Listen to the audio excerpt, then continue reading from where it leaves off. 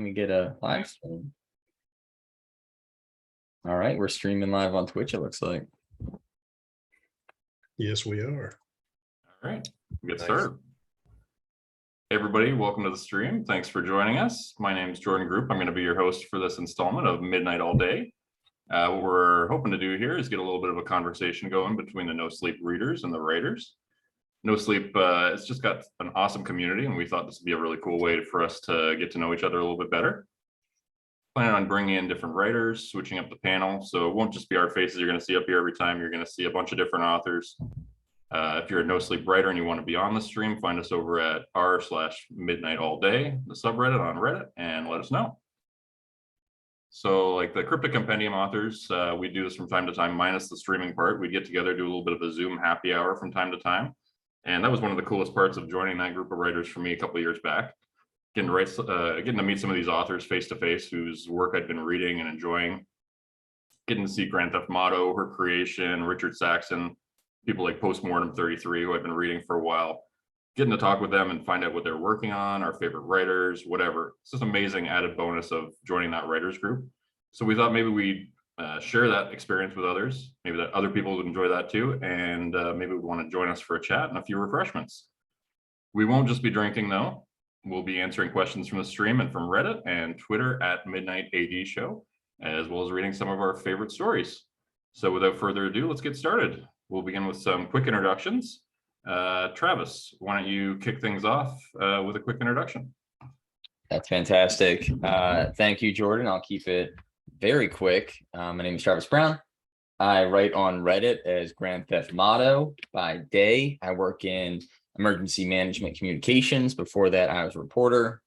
By night, I moonlight posting to Reddit and now trying to get into writing more true crime because there's nothing scarier than reality right now.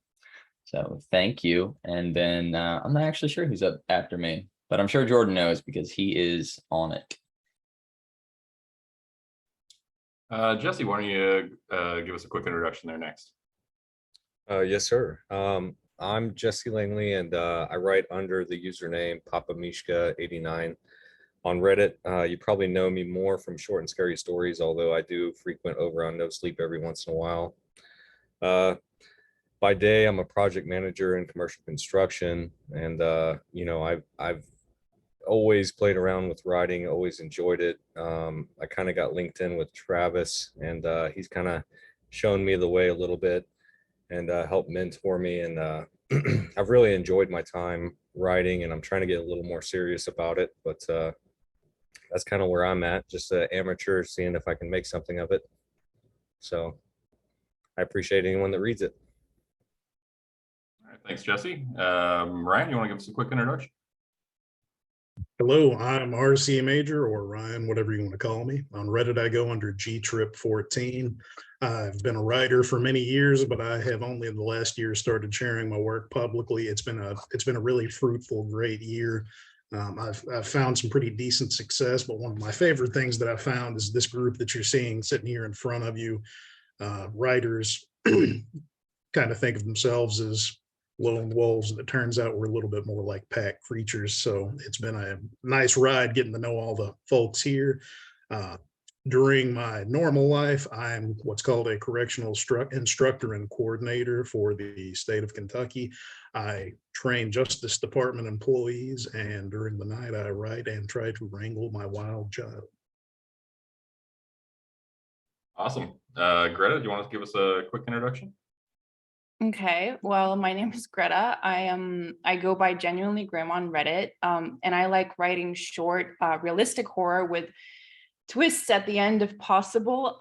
My most popular story is called My Wife Forgot to Delete Her Browser History, but I've also written plenty of other good ones, such as our son just told us he's getting married, but his bride is a little strange, which you're also going to hear today during the stream. My favorite thing about writing is definitely getting my stories read. So I'm super happy to be here today and to be able to talk about my work. All right, awesome. And I'll just share a little bit about myself. I post under JGrupe on Reddit. I've written over 200 stories on Reddit, mostly on NoSleep, short scary stories, Majority of those been narrated on YouTube podcasts, such as Mr. Creepypasta, Mr. Creeps, Dark Somnium, Creepy Podcasts, The Lighthouse Horror, Dr. No Sleep. I also post on HFY, Cryptic Compendium, and my own subreddit, JG Creepypastas. I've got a couple books out. Third is on the way. I just got them here. So there's Beneath the Asylum and No Sleep Tonight. And yeah, so that's enough for the plugs. Let's move on to a quick icebreaker game. We're going to play 2 lies and a truth. So we've kind of come up with a couple fanciful lies and 1 truth about ourselves. So let's start with Travis again. Travis, why don't you start with your 2 lies and a truth? Absolutely. And just a note on the books. I have both of yours, Jordan, and I'm excited to get the 3rd one when it drops. And I've actually got an entire No Sleep buddy bookshelf, which is slowly filling up, which is nice to see. I appreciate that. Thank you. All right, now mine are very tricky. I know last time it was kind of easy. I think I gave myself away when we were doing a practice around everybody. One of my lies was that I speak 3 languages. Most people didn't believe I speak 1. So I'm going to try to be a bit more clever with these. So here's the first one. The first, either lie or truth. Maybe they're all truths. Maybe they're all lies. I don't know. Maybe I'm breaking the rules of the game. All right. I've gone off the grid. The first one is that I'm allergic to shellfish. Allergic to shellfish. 100%. The next one is that I actually got to meet Neil Gaiman when I was in college. And then my third one for you to consider is I nearly lost my leg when I was a kid. Ladies and gentlemen, which are the lies? Which are the truths? Yeah, I know which one it is, so I have to sit this one out, unfortunately. But I think you told me this one once before. So, but was I lying then, Jordan? You never know. This is a long game. I saw this coming from years out. Okay, but anyone have any guesses? I think it might be the leg one. As a truth, or that's a lie? That is the truth. That one's the truth. I think it's Travis. Neil. I'm going to second Jesse. I think you met Neil Gaiman in college. It was actually Greta who was right. So I Oh, was very close to meeting Neil, which maybe you were like picking that energy up off of me. A girl I was kind of seeing at the time, Neil Gaiman did come to my college, Washington College, back in 2009 or 2010. The girl I was seeing got us tickets to watch him speak because he was going to address people, and then he was going to do a dinner at the Lit House. And since I was an English major, I was like, oh, cool, I'm going to get to go to a dinner, a group dinner with Neil Gaiman.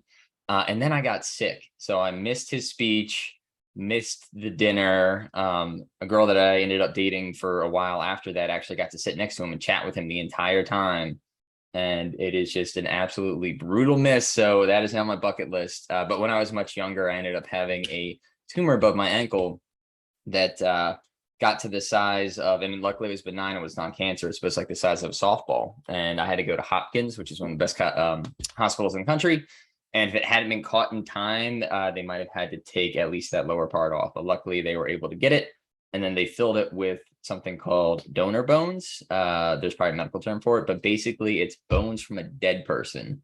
Like, how metal is that? Most of the lower part of my left leg is some dead person who I imagine was a serial killer, which would explain some of the voices. And I'm done. well, and that makes sense. You have the writing capability of 2 people, so you have 2 people in you.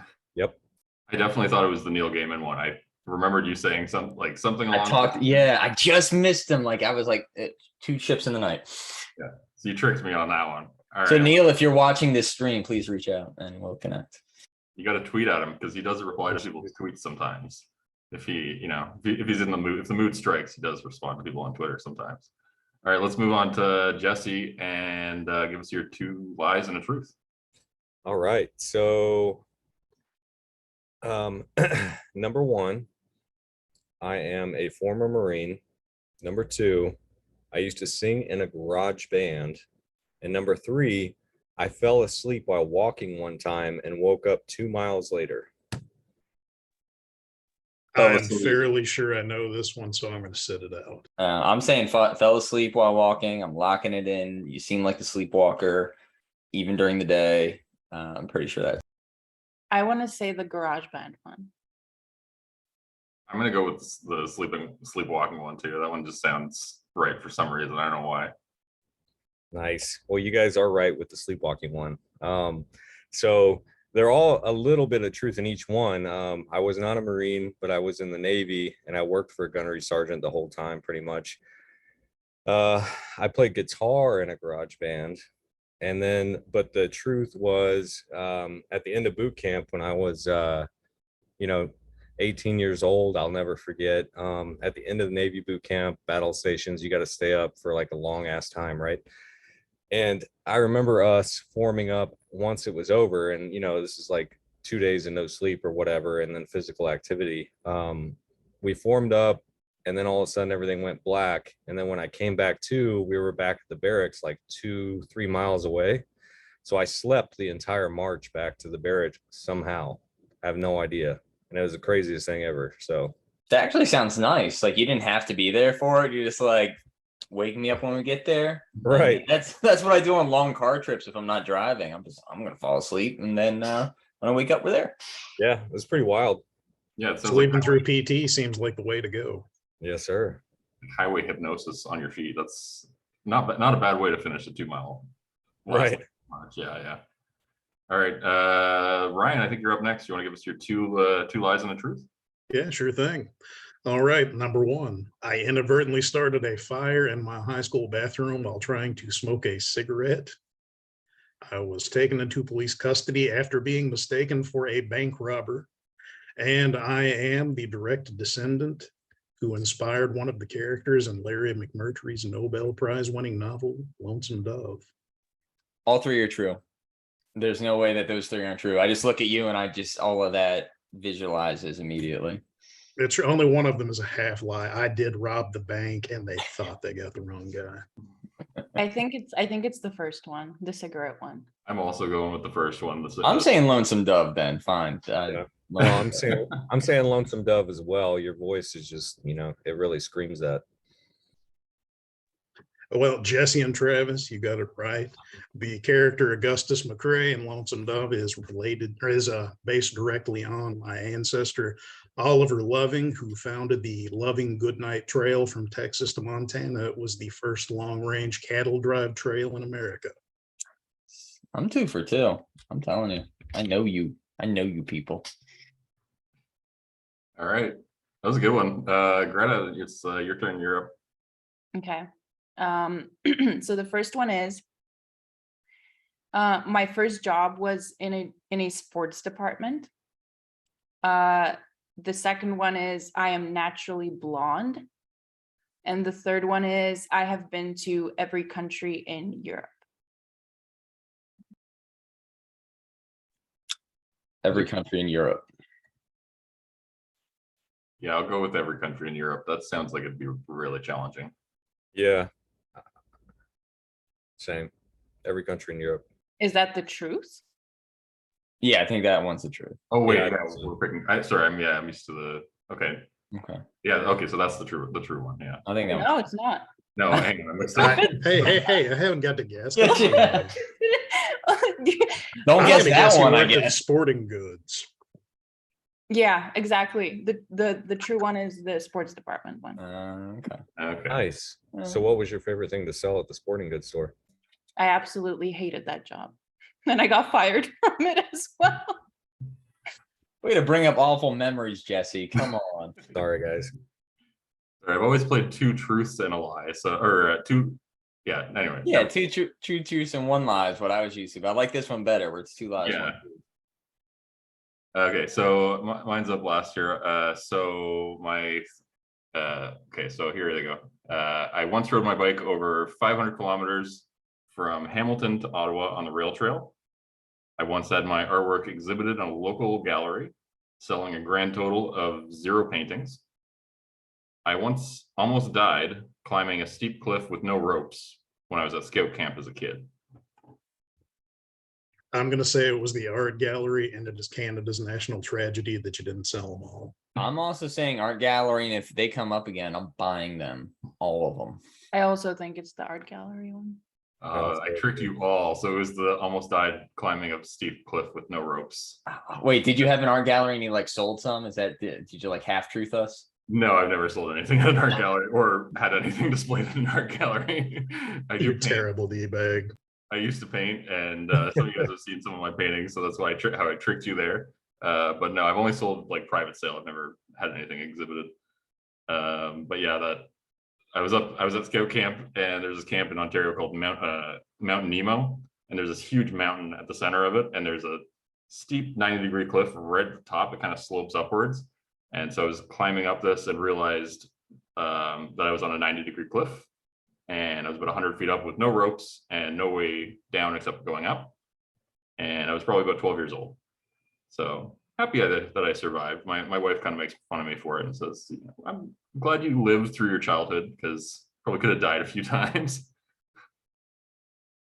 All right, so I think we're going to move on to story readings next. We're going to keep these fairly short, so we're going to go with like 500 word to 1,000 word story.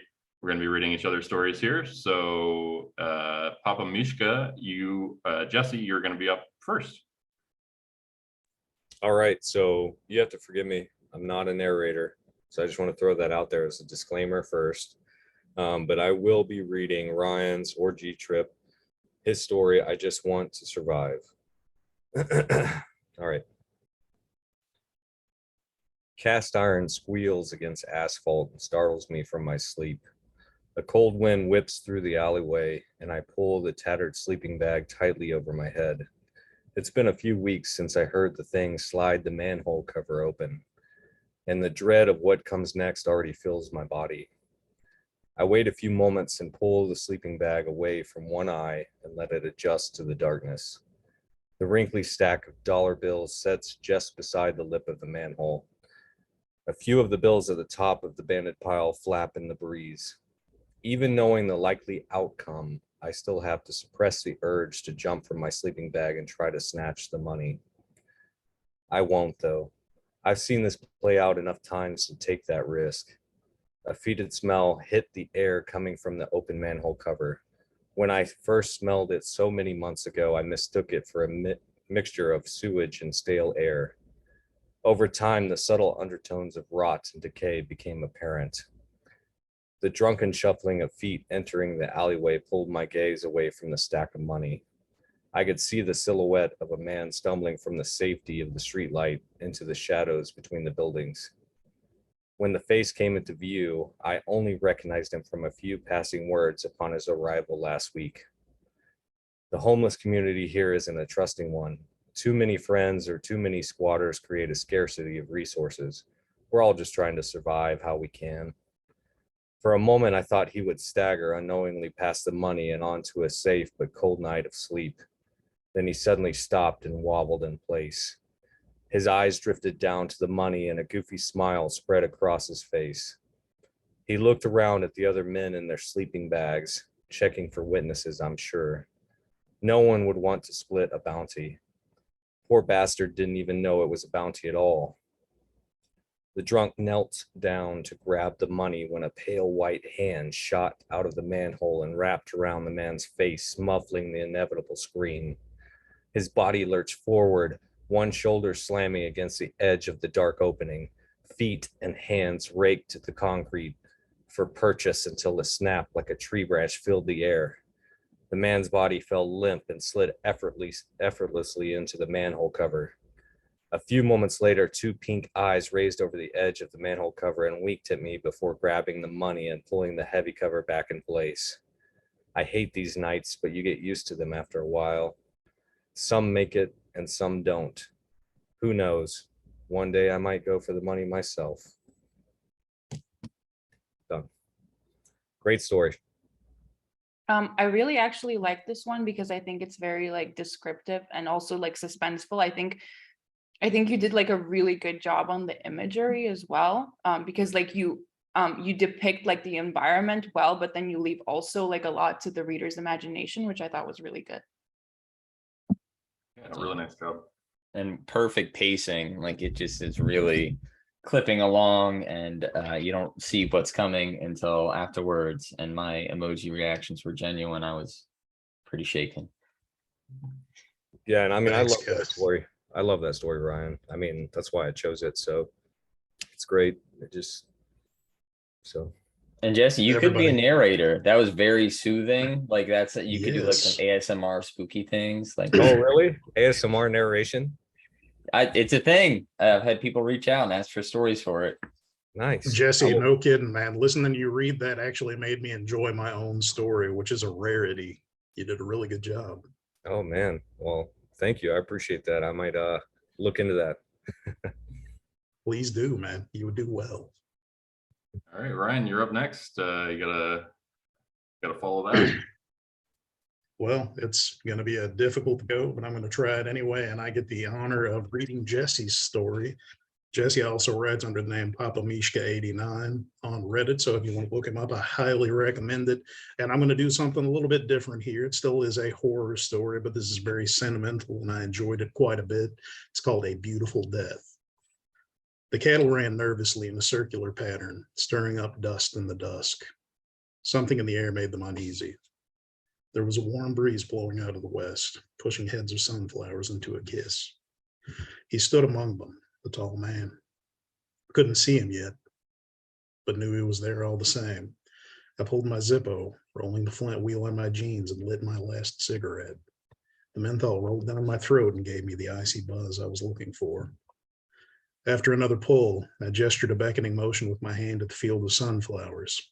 The tall man stood from his crouched position and loomed head and shoulders over the field, his face ghostly pale and void of expression. I turned and leaned against a sycamore tree, looking over my pond, watching as lightning bugs floated lazily over the water. The bullfrogs sang their songs as they did every night. I finished my smoke, and as he came to stand behind me, his shadow enveloped mine. Well, a deal's a deal, tall man. Say, do you like to be called tall man? I have many names. Most call me Death, but tall man is fine. His voice was surprisingly pleasant, a deep bass dipped in honey. Well, anyway, I appreciate you giving me an extension so I could take care of my daughter while she went through chemo. Of course. I guess it's time then. It is. I turned to face the tall man. His presence was cold, but not threatening. I could feel the hum coming from his aura, the vibration of power. He pulled open his blackened cloak and exposed his paper white chest. I stared and awed his ribs cracked and expanded out like a great deciduous tree stretching its limbs. He bent down to one knee and took his index finger and split his skin from neck to navel. No blood spouted from the wound. Instead, a brilliant light spilled out from the incision. I looked to him confused and awestruck. He nodded for me to open it. I placed my hands on each side of the meat curtains and pulled them open. My God, it was beautiful. It was the portal to the other side. Stars glistened as comets streaked through time and space. I could see planets, one filled with rich red sand, another with a surface covered in vibrant blue waters. The beauty was too much. Couldn't help but sob. It was overwhelming. Go on. Time to return to the stars, he whispered. I crawled through and suddenly I was weightless. Suddenly I was free. Jesse, man, I love this story. It's not often that you see something with horror elements that really touches you. It was sweet. It was compact. It was a fast ride on a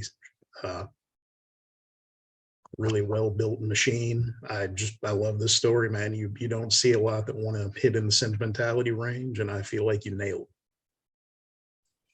Thanks, man. I really appreciate that. And you are the perfect person to read that because when I wrote it, I pictured it. You know, I'm originally from Arkansas and Georgia, actually, and I pictured it to be kind of like rural like that. And your voice was like the perfect one to narrate that thing.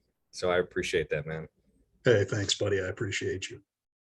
Yeah, a couple people in the comments in the chat on Twitch as well saying really beautiful story, man. Really well read and fantastically well written as well. Very vivid with the image of the tall man and him like splitting himself open too. That's a striking physical description of passing to the other side. Usually a lot of stories that involve death and that kind of transition, it's also like step behind the curtain and they're gone. And this one is just like, yeah, climb on in, just keep going. So that was really, it made it stand out a lot. I think that that's going to stick with people quite a bit after they finish reading it. So it's a nice blend of kind of like, ugh, and also, oh. What's Thank the you. name of that one again, Jesse? What's that? What was the name of that story again? A Beautiful Death. I put it on the Cryptic Compendium, actually. So thank you. Really nice. And if anybody wants to see the written copy, I'm going to go ahead and throw that in the Twitch chat. Awesome. All right, so I'll go next. We're gonna go from The perfect transition, because really here. the story that you're reading that I wrote is sort of a homage to what Jesse's written. I tried very hard to nail that wholesome horror kind of vibe. So Yeah, exactly the vibe that we're gonna get here from Travis, Grand Theft Auto's infamous Dr. Diablo's demonic dong. So here we go. I woke up naked in the middle of an empty church. Everything hurt and my junk was on fire. Not figurative fire, my genitals were literally in flames. Dear Lord, I shouted, diving into an erotic stop, drop, and roll. I was terrified that my nether parts were going to end up scorched. There are few fears as powerful as the fear of frying your franken beans. The flames refused to go out, merrily crackling like a summer bonfire. Wasn't as painful as I would have thought, more of a mild burn, also a little itchy. A flock of bats burst from the belfry above. With my excellent vision, I could see that each bat had a human face and a terrible haircut. What the fuck? I shouted in horror. I shook my head, trying to clear my mental fog. The events of the previous night came back in a rush, an unholy covenant full of reversed nuns. A night of sacrilegious passion.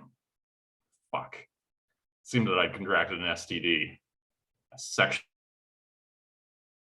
transmitted demon. Again. The name is Dr. Juan Diablo, plastic surgeon, amateur exorcist, and semi-professional lover. I'll steal your soul, my burning bush shouted. My member uncoiled and struck like a cobra. I was able to subdue my love rod after an extraordinary struggle. Settle down, I whispered, securing my manhood to my leg with a few zip ties. Don't ask me where the zip ties came from, because I'd have to tell you it was my butt.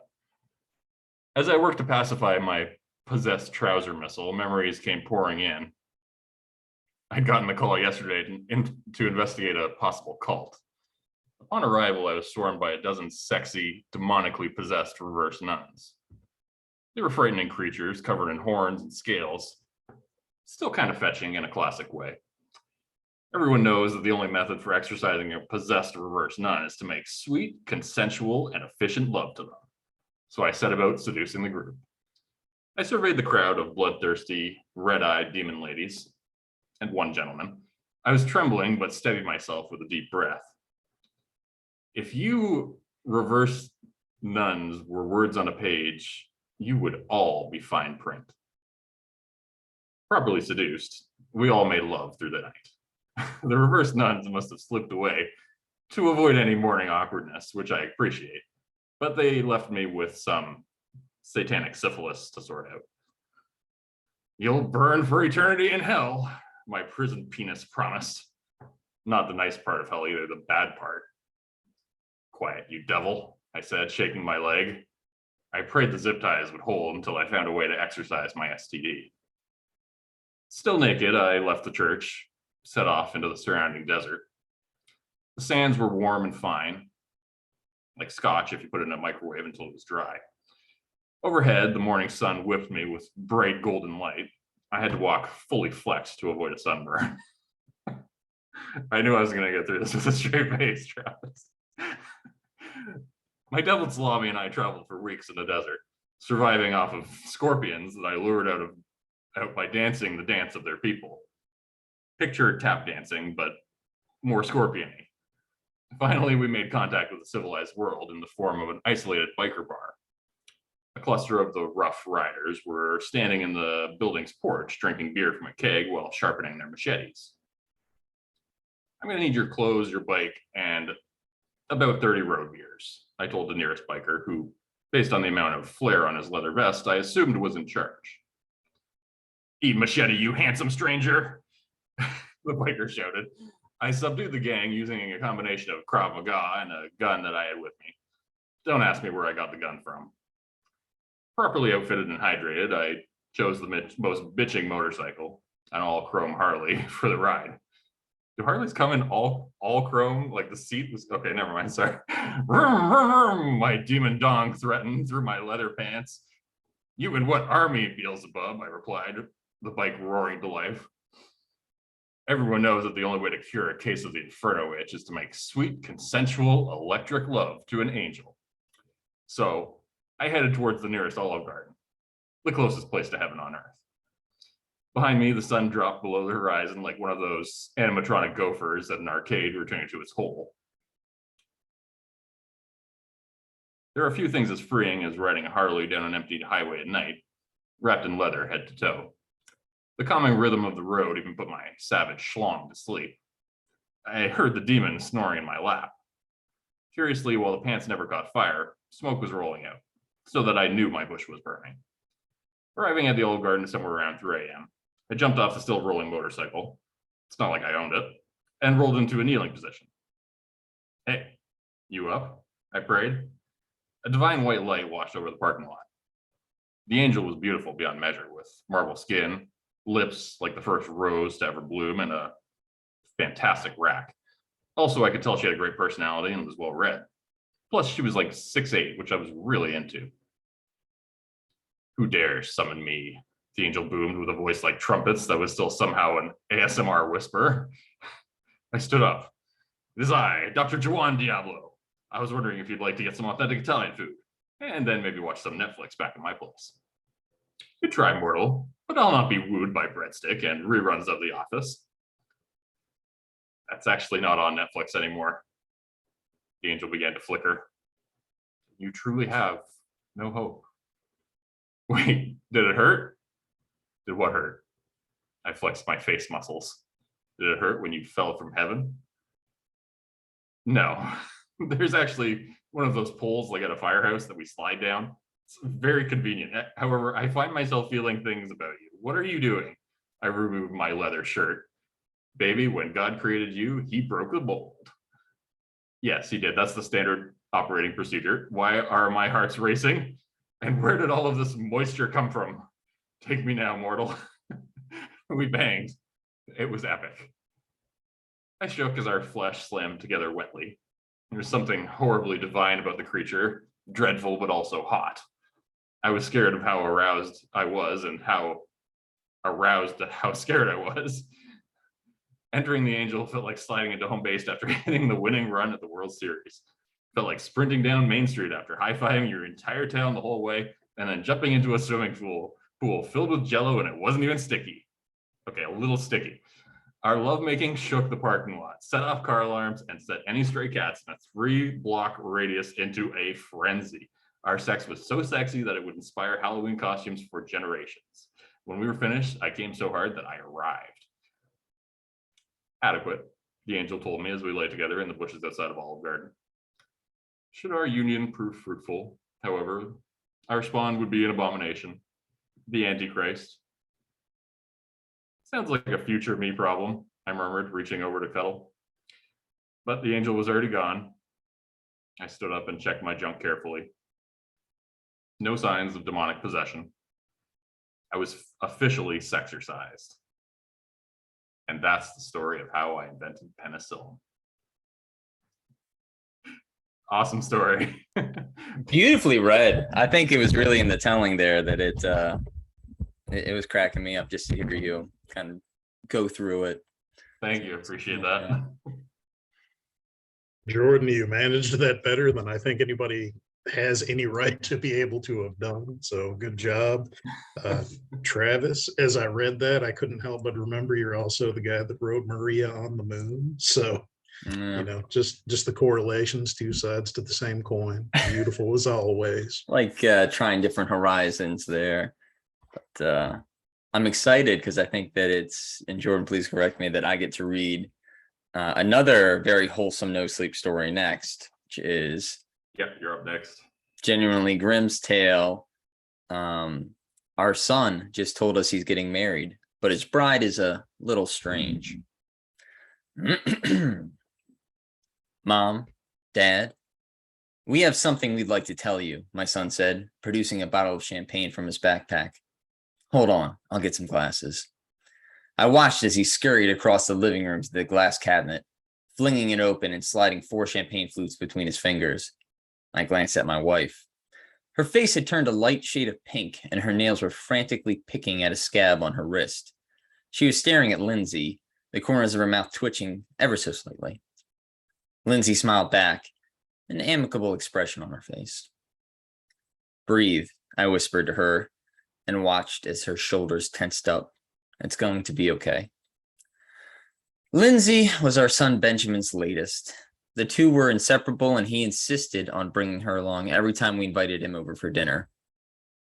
Benjamin was almost 35 years old, and while we had certainly expected to see him settle down eventually, I suppose we had hoped our only son would end up with someone more like him, like us. Honey, what is this champagne for? My wife asked, her voice quivering. Did you finally get that promotion at work? Benjamin scoffed, setting the flutes down on the coffee table and shaking his head. Nah, they gave that to someone else. Fucking Alistair of all people. Still, doesn't matter. Lindsay and I have some far more exciting news. I could almost feel my wife's anxiety permeating the room. From the corner of my eye, I could see blood trickling from the scab on her wrist and snatched her hand away, gripping it firmly in mine. My son and Lindsay seemed oblivious to the interaction. So, Benjamin began, pouring out the champagne. Mother, father, Lindsay and I have been together for more than a year now, and my wife's nails dug into my palm. We love each other dearly and wish to spend every waking moment with one another. Droplets of sweat began forming on my upper lip. So we've decided to tie the knot. My blood ran cold. My wife had gone pale, and I instantly knew she felt similar. I could tell by Benjamin's expression that he'd expected applause and squeals of delight, but the room was silent. And after a few moments, his brow furrowed. What? He snapped. What are you looking at me like that for? Benjamin, I began, playing for time. We understand that Lindsay is important to you, but we cannot in good conscience support this arrangement. What? He sounded bewildered. Why the hell not? Lindsay is the love of my life.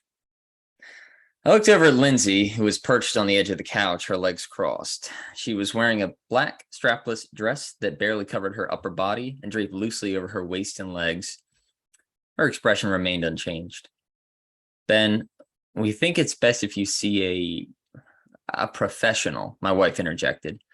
You're such a handsome young man. There are plenty of women out there for you.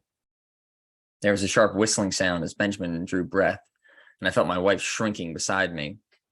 Lindsay is the perfect woman for me. Look at her, for God's sake. Show me a girl more perfect than her. She has perfect skin, perfect hair, and a body to die for. Plus, he exhaled, wiping the sweat away from his forehead, I have to marry her. We're having a baby. My wife and I stared him down, dumbfounded. My brain seemed to be at a loss for how to react. Sweat was pooling under my arms, and a slow chill was creeping up my spine. I wondered if our son had finally lost it. I wonder if this was one of those times where it's acceptable to wrestle a person to the ground and call the police. Baby? My wife whispered, a hand over her mouth. But how? I knew I had to intervene. I got to my feet and placed my hands on Benjamin's shoulders. Son, Lindsay is not a real person. She is a sex doll. She cannot get pregnant or bear children. You must understand that. Now sit right here. Let's make a cup of tea so we can all calm down and talk about this. With that, I brushed past him and headed for the kitchen, but Benjamin's next words stopped me in my tracks. You're wrong, Dad, he said, his tone ominous. Lindsay is pregnant. He walked around the couch and propped her up by her arms. And if she isn't, How do you explain this? Benjamin pulled up Lindsay's flowy dress, exposing her lower body, clad in nothing but a pair of lace panties. I recoiled at the sight, but there was something else. A deformed bump in her stomach, far too large for her small frame. It extended towards her chest, bulging awkwardly in various places, as though it had been stuffed. My wife jumped up from the couch and shrieked while I stood and stared at our son's exhibition, my skin prickling. What is that? It's our baby. Benjamin rolled his eyes defiantly. Are you blind or something? Benjamin, I said, shaking my head in disbelief. A sex doll cannot reproduce. It cannot give you a baby. Please, you're scaring your mother. Benjamin looked like he was about to go on another one of his angry rants, but his mother's expression seemed to ground him. He slumped down on the couch and buried his face in his hands.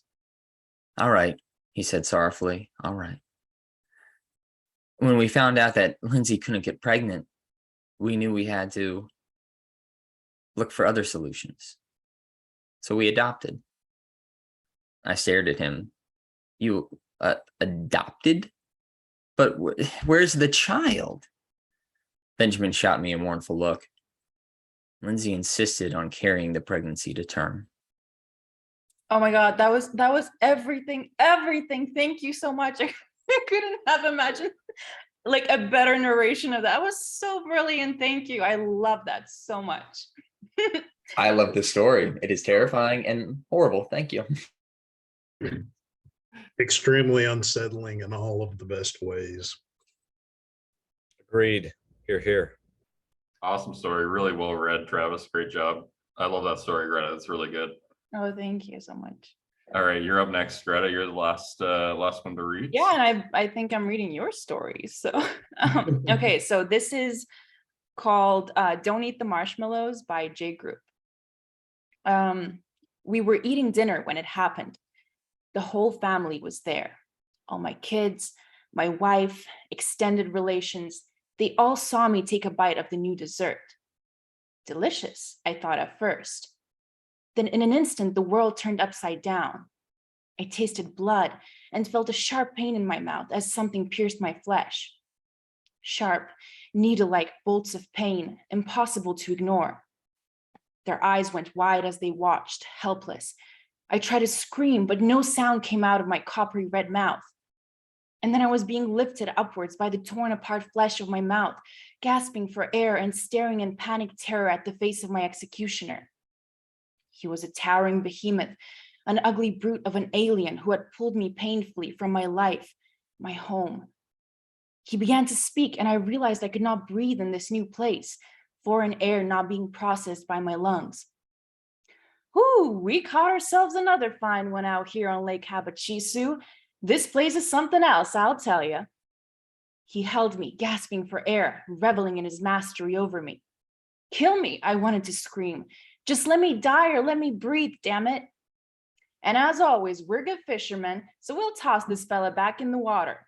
We'll be right back after this quick commercial break. Thanks for watching. I'm Bobby Zuzu, and this is Fishing with Bobby.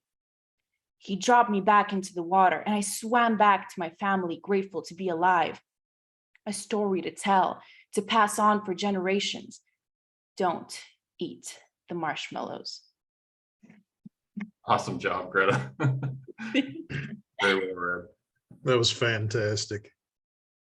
I was terrified the entire time because I'm part fish. So that really speaks to me. That was awesome, Greta. Jordan, the only thing I didn't like about that story is that I can't actually watch Bobby Zuzu host a fishing show. Ooh, you could do a whole thing. That could be a new YouTube series where you play the character Bobby Zuzu on like random fishing adventures that turn a little spooky. So here's a little inside info. Bobby Zuzu is actually based on a real person called Baba Zuzu, who is he has a local fishing show, and it was on this local channel called CHCH for a long time. One of my mom's friends was actually worked on the show, but I watched it occasionally as a kid. You can find clips of it on YouTube, but completely obscure and unrelated fact to the story or to anything else. But yeah, Baba Zuzu is a real person. I love Canada so much. Yeah. so much. I actually, after realizing that Greta was going to read the story, I went on YouTube and looked up clips of Bob Azuzu just to remind myself of what that show was about. But anyways, we'll move on to a little Q&A. I think, Ryan, you're going to lead us in this Q&A session. We got a few questions from Reddit, and feel free to drop questions on the Twitch stream as well in the chat. Go ahead, We will. Ryan. Yeah, we'll try to manage that as well as we can. Jordan, thank you for hosting for the first portion. Man, you did a really good job, and I appreciate it. Thank you. It's switched over here to my handy dandy Google document, and we'll start asking some questions. So first and foremost, I feel like this is one of the most important things that we can cover. Which one of us would you guys eat if we were in a scenario where cannibalism was our only hope for survival? Not me. I'm sorry, Greta, that vote You're doesn't supposed to count. support your answer. You got to show your work. It's like a test. What do you mean? It's the first person who says not me. The last person who says not me is the one who gets eaten always. Yeah, If I'm starving to death, Yeah, look. I forget the rules. I'm gonna take Ryan on this one for sure because his meat has been marinated with sweet bourbon and delicious Southern food. That honestly So- does sound pretty good. So I'm gonna take Ryan Don't as forget a about the meal bacon. on this one. Yeah. Set up a grill, get some barbecue going. Yeah, Oh sorry. yeah, like Yeah. definitely.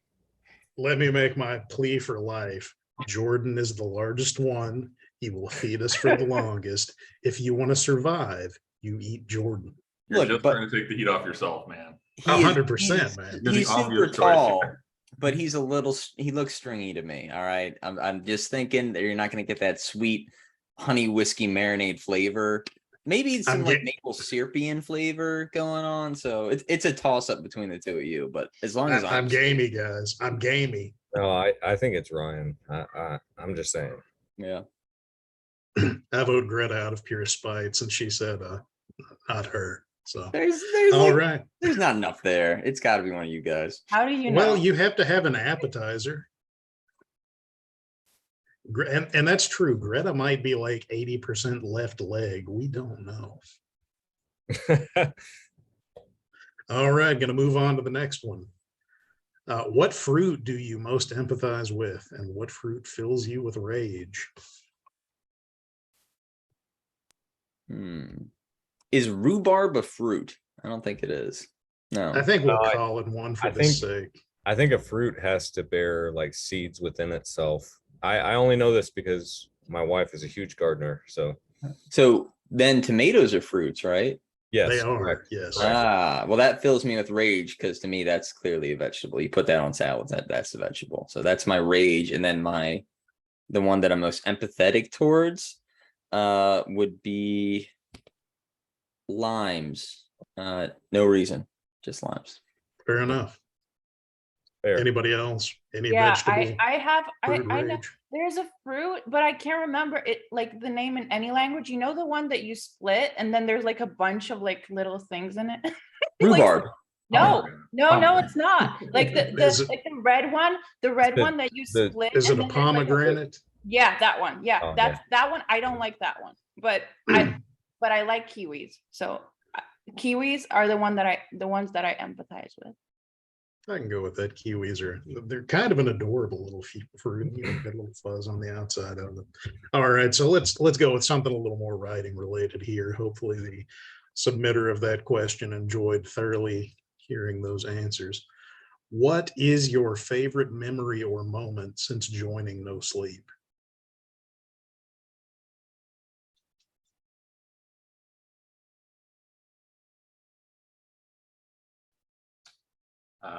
So, okay. Yeah, I'll go ahead. I really enjoyed the first time I ever got a narration request. Was like a really cool thing just to see my story go up on a YouTube channel with like 100,000, 150,000 people watching it. Yeah, it was pretty unbelievable to see that. And I think a lot of us can probably relate to that feeling of, you know, just posting something online and being like, holy shit, people are going to see this, people are going to hear this, you know. Yeah, absolutely. Travis, you had one, bud? Yeah, mine was actually when I posted Maria on the moon, it got removed the first time. I posted it like super early in the morning, and it got removed because it was labeled more tragic than horror. But I argued that there was way more horror than tragedy in there, and I guess I won on appeal, and I was allowed to repost it. And I posted, I think, pretty late in the afternoon. But at night, just as I was going to bed, it started getting a lot of comments on there. And a lot of them were people just sharing their own stories about dealing with, because the story's about grief, it's about a parent being sick.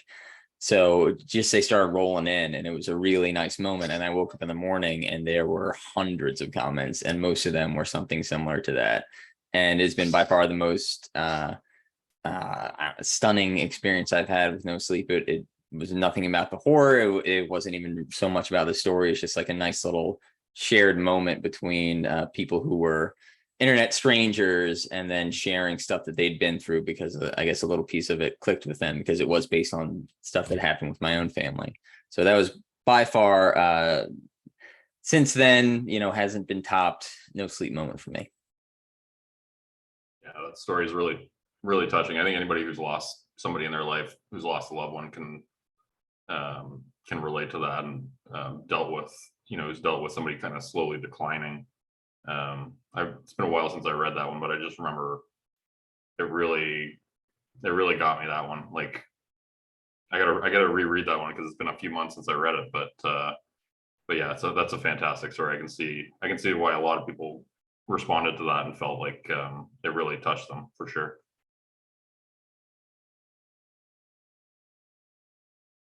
Anybody else?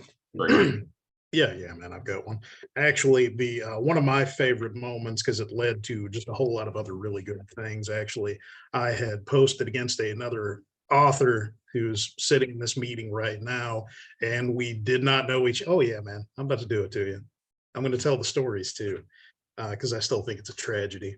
But I had posted a story called "The Hanging Man" on NoSleep, and it wasn't until about an hour in that I noticed that Travis, Grand Theft Motto, had posted about an hour before me.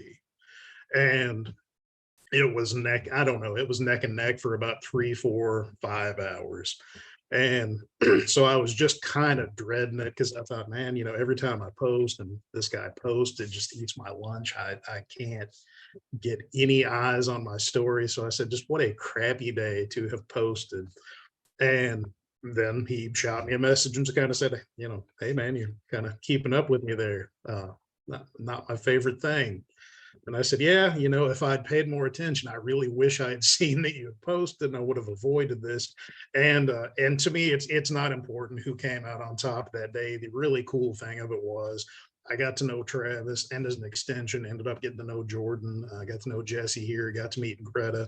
And so just that one instance of posting against an author that I had avidly tried to avoid in the past ended up turning into a really good networking situation for me. I got to meet a lot of really cool people. So I feel like The Hanging Man, while probably not my favorite story, was probably one of the most integral things to getting me to be a part of a really good, healthy, uplifting community. So that's been really good. And for the record, that story spanked me that day. I only kept up with it for a couple hours and then shot way past me, and I believe was the #1 story for the day. And I sent Ryan a very friendly but veiled threatening message of, hey, come on, man. I had already posted. That's not fair for you to post legitimately and then fairly beat me. That is completely ridiculous. But it was good. And actually, I ended up really liking that story. And then we got chatting. I think I gave it an award because it was good. It was actually worth it. And I think I just threw up some terrible horror story about a fast food place, which I had way too many of. No, you did not actually. Oh wait, no, it was the series. You really beat me. Dude, no, I'm going to shout this out for, all 5 of the listeners out there.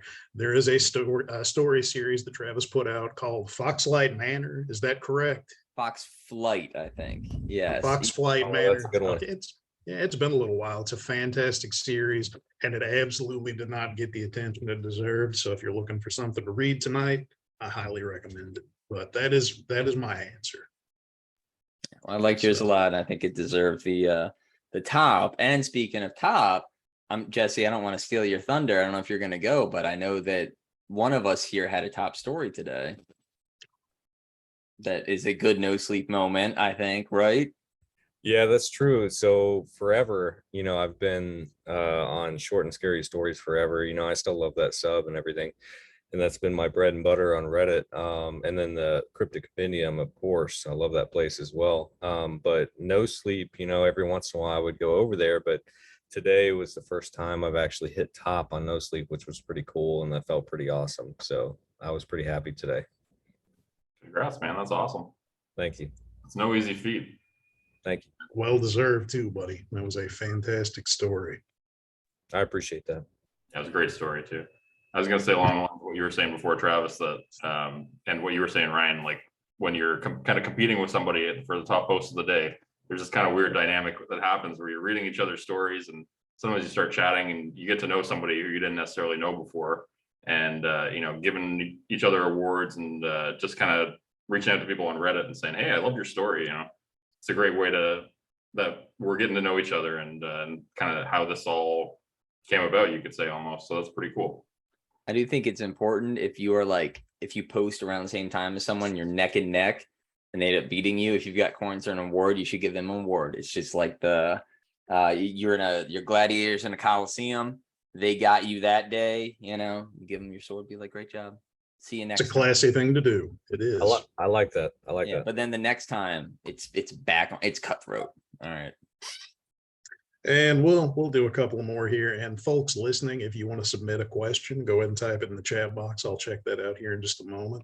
Oh wait, Greta, what was your no sleep moment? Is it getting like 40 top stories in a row? Oh, no.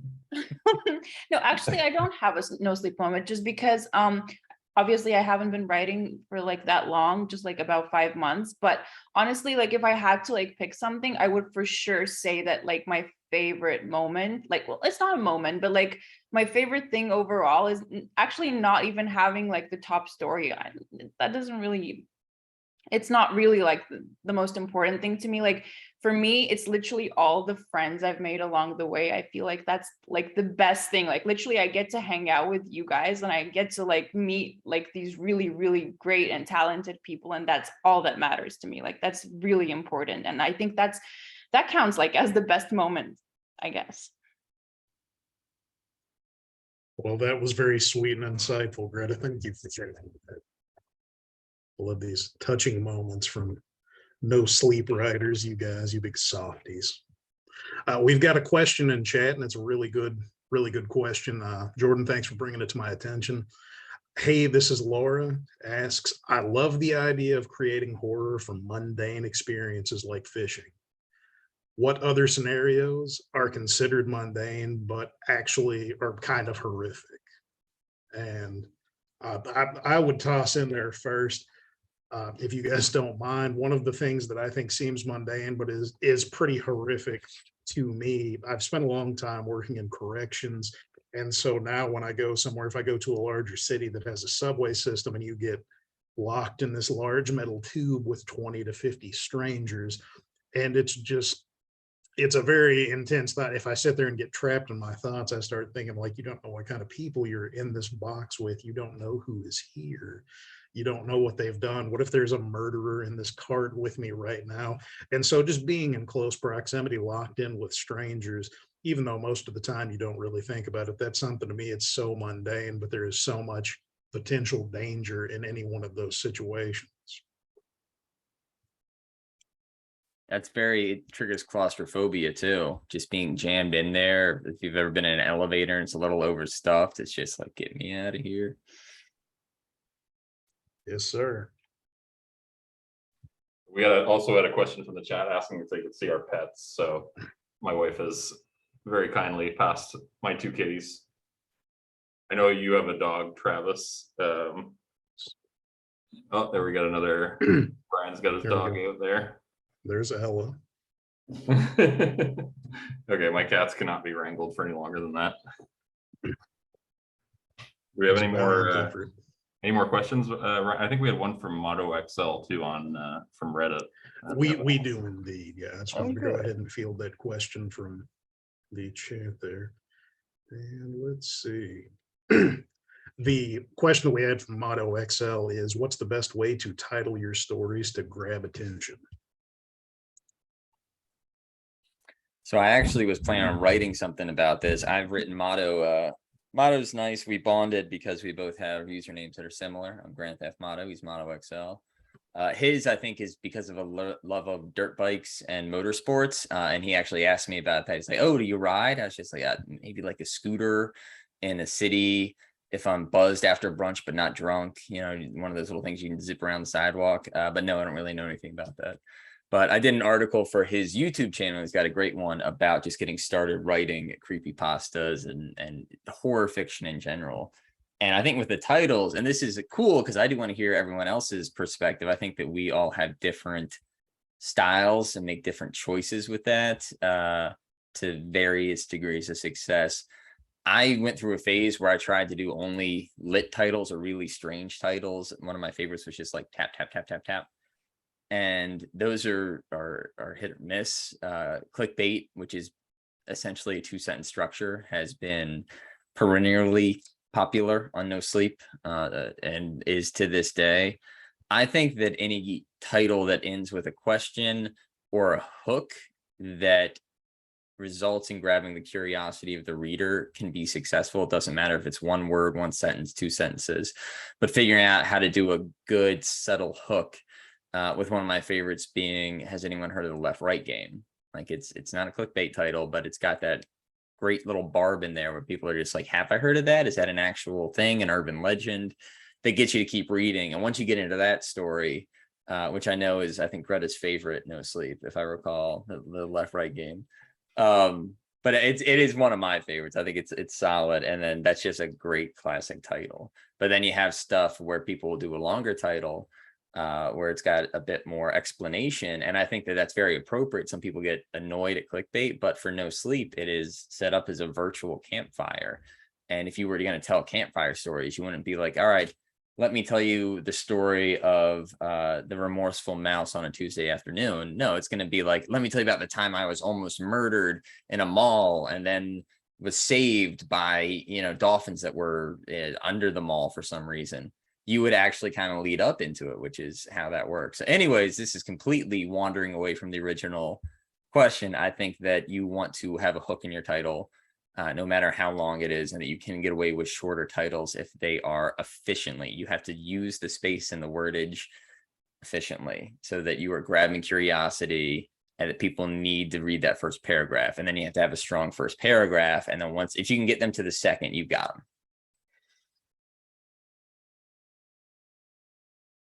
I think that is about as detailed and thorough an answer as any of us are likely to be able to provide. Anybody got anything they want to toss in on that? I think Travis is the expert on this one. Greta, you've been doing really well with getting attention for your stories too. Yeah, I find like asking a question is a really good way to get some attention. You know, sex sells, profanity seems to sell on Reddit. Anything about technology seems to do really well. Sci-fi kind of stuff. Those are my go-to if I want to know something's going to hit the top spot. You know, to write something about space or sci-fi, it seems to usually do pretty well. So depends how much you want to change what you want to write for NoSleep too, I think. Well, NoSleep I goes through these different seasons or metas, and I think right now. And Greta, it might have been the one actually to blame for starting this popularity, is a lot of the grounded ones where it's just like, my brother has a secret and, you know, he's hiding something in the attic or something where it's a real human monster and it is often a family issue or friends or neighbors. And it's very grounded, realistic, and gritty. And I see that getting really, really popular right now where it's almost a fusion of true crime and classic NoSleep, light on supernatural elements so you can do a little bit of magical realism. And that seems to be the biggest thing right now, especially with standalones. But we've had things where it's like supernatural dark fairy tales that are a series of like 40 posts have been the big meta and everyone's been on that train. Or you know, something where it's a list of rule stories, of course, or a meta that just keeps popping up every couple of months. It's like we all collectively forget about them. I'm like, you know what, we should do some more rule stories. And then after 3 months of that, everyone's like, let's never do that again. But we do. We always go back to it. So the title also depends on what is trending. And that's one of those things where if you really want to try to turn it into more of an algorithm and more of a science than an art, which it isn't really because it's Reddit and it's super low stakes and it doesn't matter, but it's something where I have spent way too much time paying attention to that kind of stuff and trying to figure out what it's going to be like. It's like playing the stock market, except you only lose. Like there's really no winning, but you don't have to put money into it, so it doesn't matter too much either. But paying attention to what has been doing well for the last couple of weeks is a good way to figure out how to write that tight, efficient title. Then just ask a question that makes people think about that subject, and you know, you got them. Do Wendigos dream of furry sheep or something? I don't know. Thank you, Travis. Good, insightful answer. All right, I think we're going to do one more question, and that is, what's your favorite no sleep story ever to this date?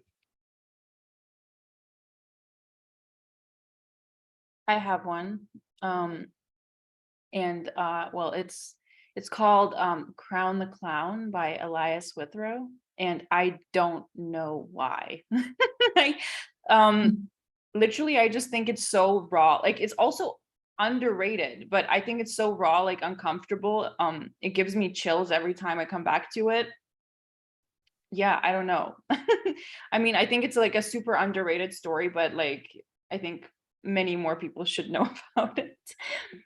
Elias Withrow is great. All of his stuff is top notch. I'm going to sneak in right now and say left right game before anybody else can do it, because that's my favorite. And I beat everybody else to it. So there you go. Well, actually, I was going to say that, but now Greta has made me pull an audible. I am also picking Elias Withrow. Everyone knows his work. I think if you're familiar with No Sleep for at least a little bit, Tommy Taffy, which is one of the few, the third parent, I think was the actual title of it. And then the monster, the villain was Tommy Taffy. One of the few truly disturbing No Sleep stories in a way that is just so deep and unsettling. It doesn't rely on gore or body horror or, you know, the literary equivalent of jump scares. It is just like an uncomfortable read. It's very compelling. You want to read it, but then you're just like, oh, I need to take a shower or something.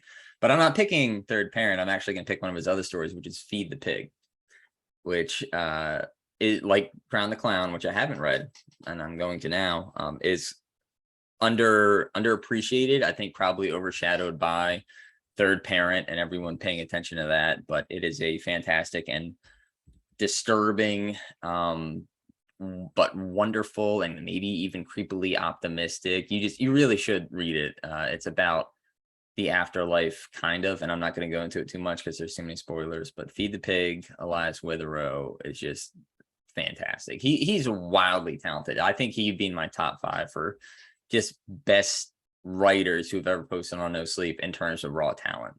Wonderful. So hope to see him with like a million Netflix series at some point.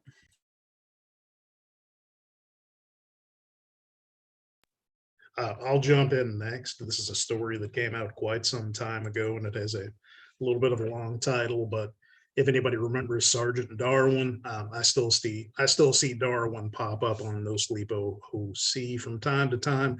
Can't tell you the last time I saw a new story from them, but they wrote a story 6 years ago called Something Happened 63 Years Ago that's haunted me my entire life. I've never told anybody about it until now. And I don't want to spoil anything for you if you want to go read the story, but what I would tell you is this one is really easy to get lost in the weeds in the best possible way. There are horror elements. It's equally as sentimental as the story that I read that Jesse wrote. It's very deep, and it's a sad and piercing look at the ravages of time and life.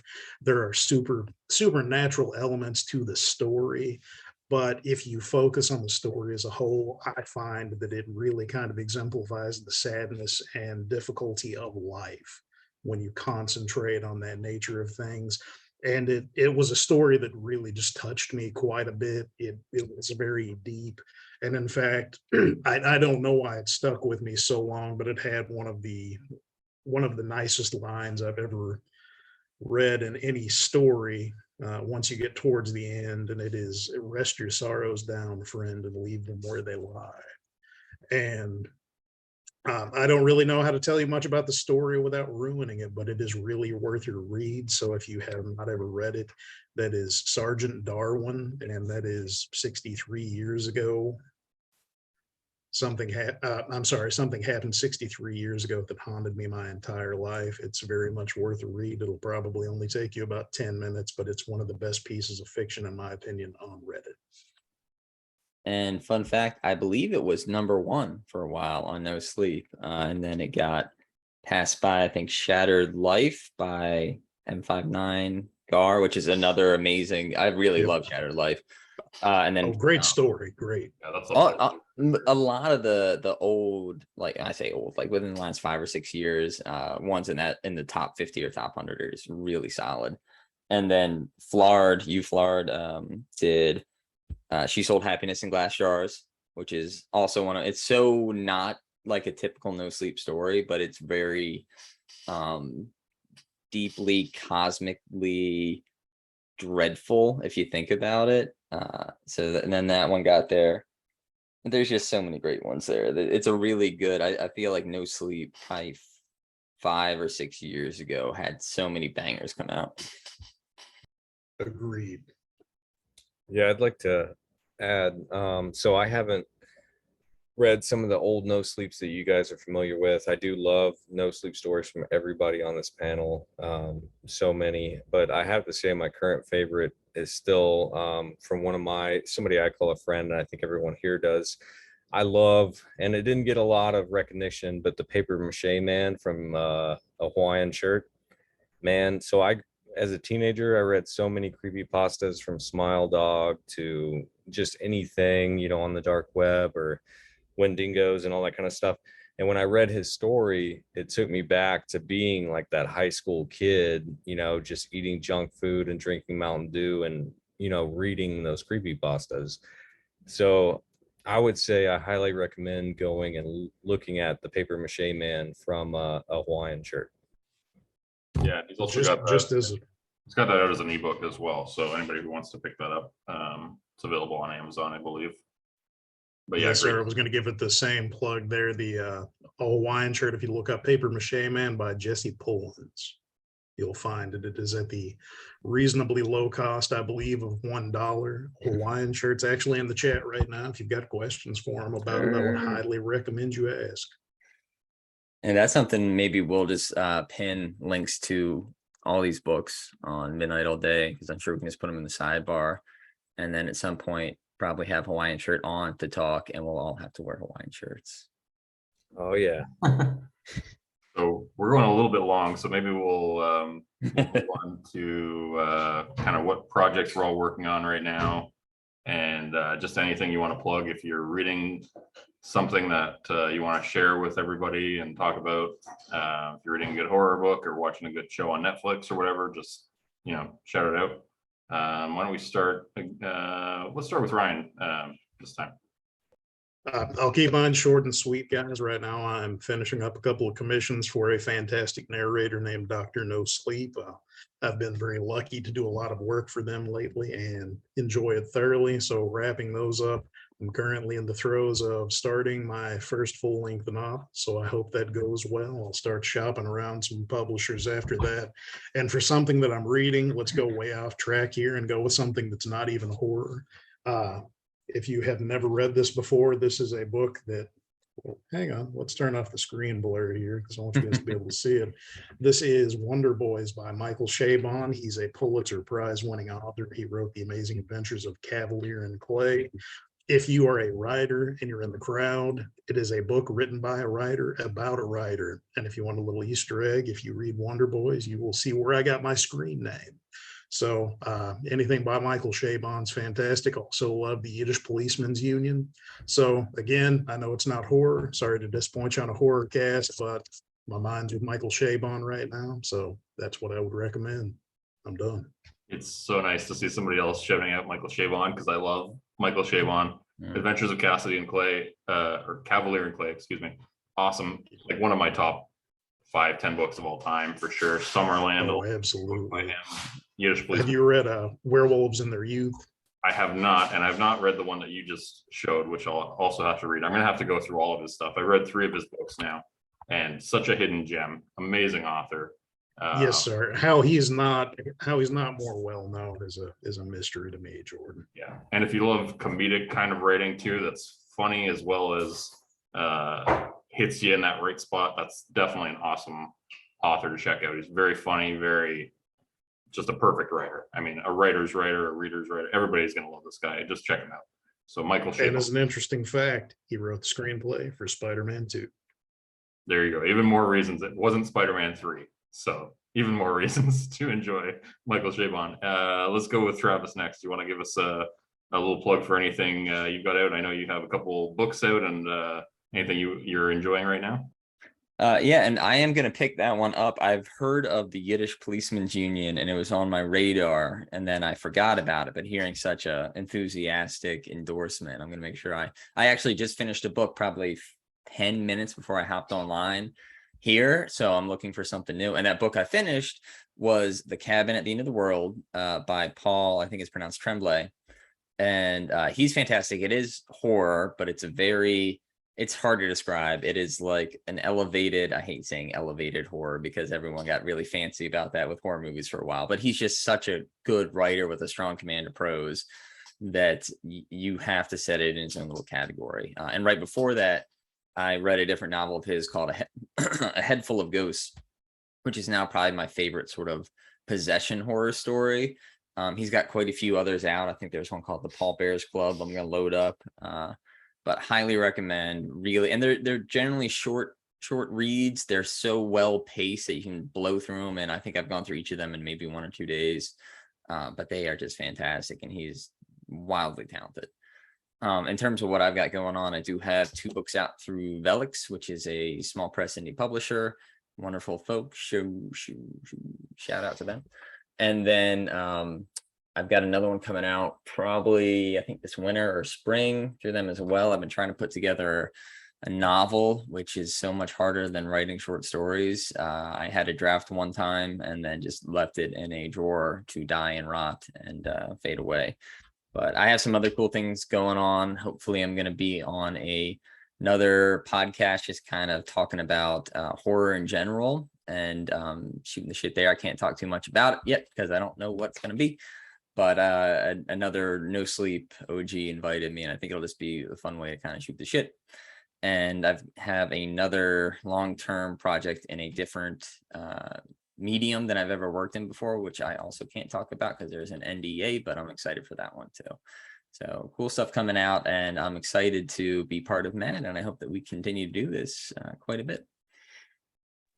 Awesome. Yeah. And for anybody who doesn't know, Travis's new book is called How to Build a Haunted House. And awesome book. I love the self-titled, the story that it used for the title of the book, How to Build a Haunted House. Awesome little short story, very short little piece, but really good. I'm loving the book so far. Yeah, absolutely. Greta, do you want to let us know what you're up to and anything you're enjoying right now? Well, the only thing I'm really working on is writing more NoSleep stories that people would hopefully enjoy. But I do have a book that I want to recommend for people. I mean, it's not technically horror because I don't actually read that much horror, but I do read a lot of like memoirs. And this one is called Burned Alive by Swad. And I thought it was absolutely vile and horrific. And I think it would appeal to a lot of like realistic horror fans. It was like a truly, truly, truly like frightening read, which is all I will say about it, just because I feel like the title alone already reveals too much. But yeah, so that's the book I would plug. But yeah, when it comes to me, I'm not actually, I don't have a book. I'm not fancy, but I'm just writing NoSleep stories, and I hope people will enjoy them. So that's awesome, and everybody's enjoying your NoSleep stories, Greta. They're amazing. I think you're definitely top spot every time you posted lately for a good reason. Everybody, you know, there's a reason why you're up there, and your stories are awesome. So yeah, Thank you. really enjoy reading those. Jesse, do you want to give us a plug for anything you're working on, anything you're enjoying right now? Yeah, sure. Guys, honestly, to be truthful, I mean, I'm a nobody for real. But I don't have any books out or anything like that. But I do enjoy and love writing for Reddit. So please give me a follow if you would like to. And also, I did start recently working on a novella to be published someday. But it's actually more of like a mystery and romance. But maybe you would be into that. I don't know. But I'll be done with it at some time. And as far as reading goes, to be honest with you, I actually don't read in the summer. It's so busy for me with the kids and the garden and football, and if I do any coaching and all that kind of stuff and work, I usually read all winter long, and that's kind of my time to read.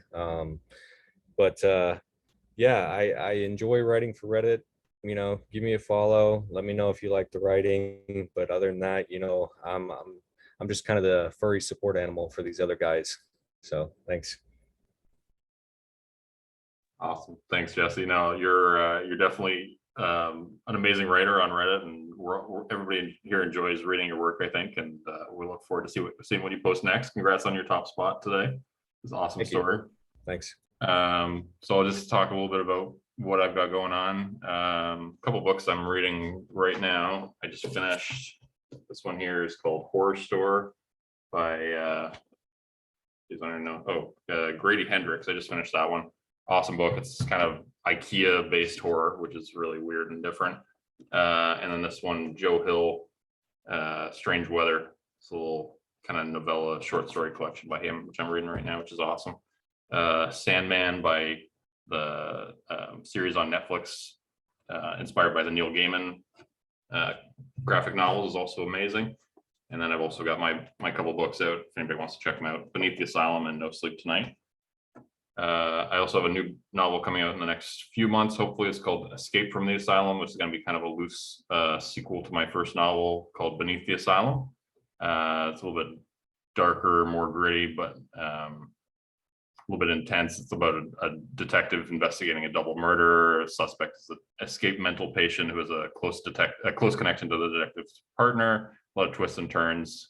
I also have a YouTube channel, Instagram, Twitter. You can follow me at JGrupe at all those.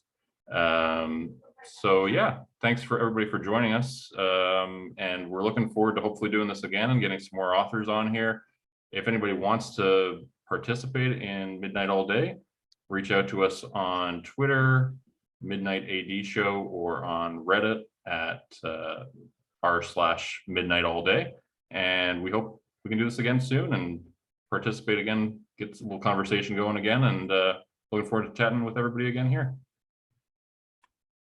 Ladies Thanks, and gentlemen, everybody. it's been a really good time. All righty. See y'all later. Twitch, have a good night. Everybody. Thanks, guys. Deuces. Bye.